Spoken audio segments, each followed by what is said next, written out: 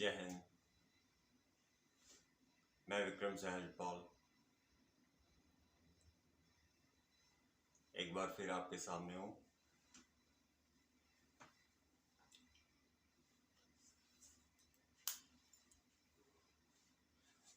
आज भारत के लिए बहुत गर्व का दिन है, बहुत बड़ा दिन है हमारे लिए, क्योंकि आज काशी विश्वनाथ कॉरिडोर का लोकार्पण हुआ है। और ये लोकार्पण हमारे माननीय प्रधानमंत्री जी ने किया है।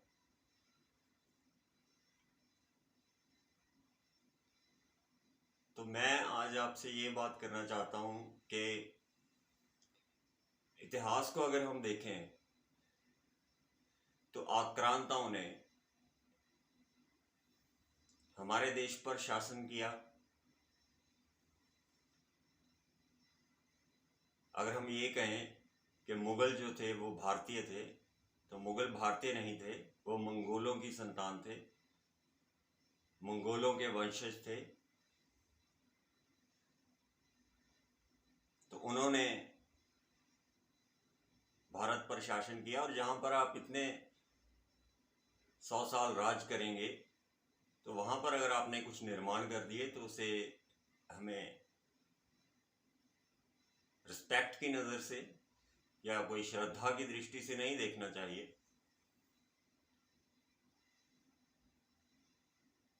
तो ये भारत या राष्ट्र निर्माण नहीं कहलाता,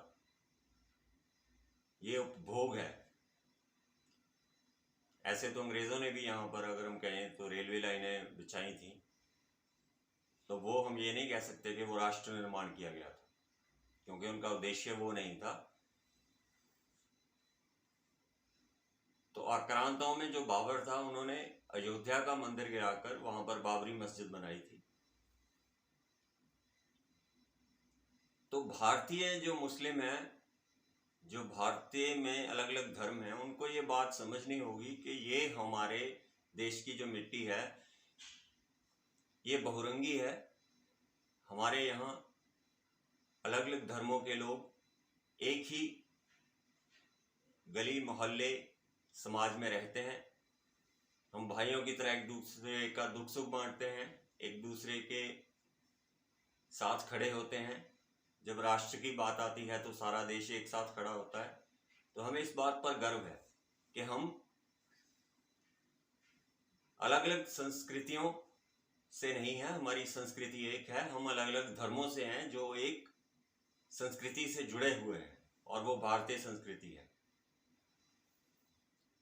तो सबसे पहले खुद को दूसरों के साथ मिलाना बंद करना होगा हमें,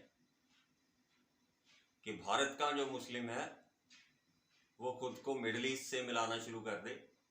नहीं, भारत का मुस्लिम विभिन्न है, अलग है। वो पहले भारतीय है फिर मुस्लिम है। ऐसे ही भारत का हिंदू अलग है, भारत का हिंदू पहले हिंदू है, भारतीय है, उसके बाद हिंदू है। इसी प्रकार जो क्रिश्चियन है, बौद्ध हैं, जैन हैं, वो पहले भारतीय हैं, बाद में उनका धर्म आता है। हमारे लिए राष्ट्र धर्म सर्वोपरि है, उसके बाद हम अपने अपने अलग अलग वर्गों में चाहे बढ़ जाएं, चाहे अलग अलग धर्मों को माने, चाहे संप्रदायों के हों, उससे कोई फर्क नहीं पड़ता। तो जो लोग हमें बांटने पर लगे हुए हैं, उन्हें बांटने से पहले अपनी बुद्धि को सही दिशा में ले जाना चाहिए। जैसे कल जयपुर में महानुभाव बोल रहे थे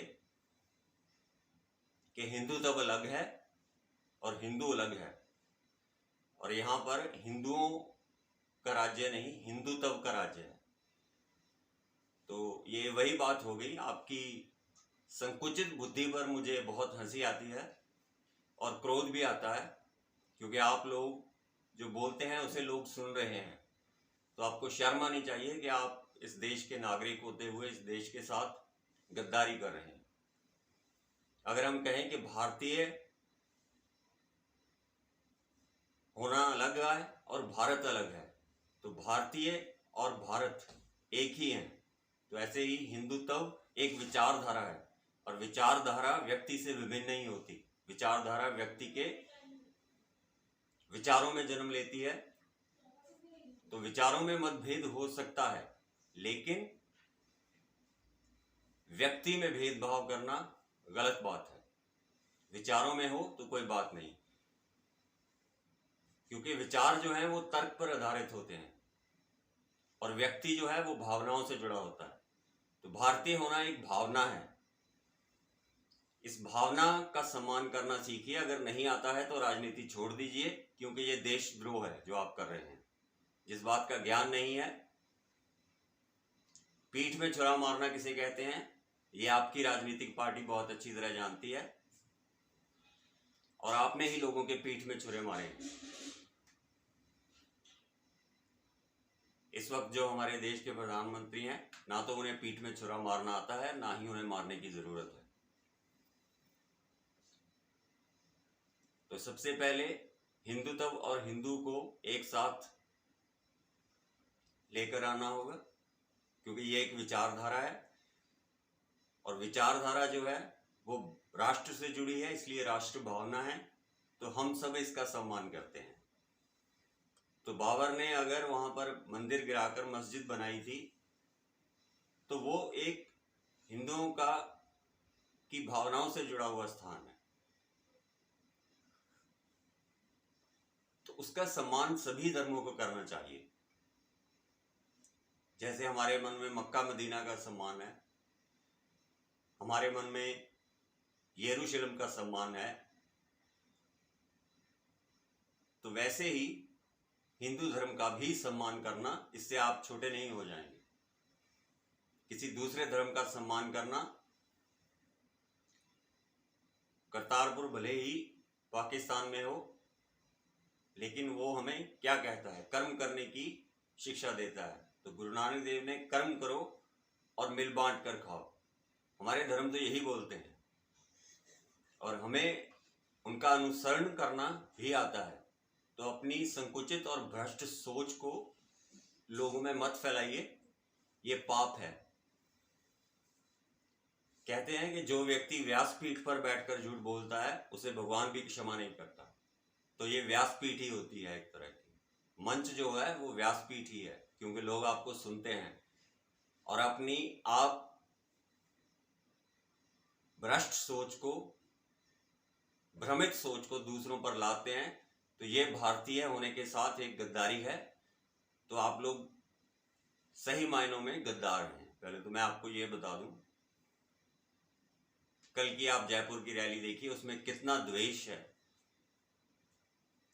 उसमें कितनी दुर्भावना है।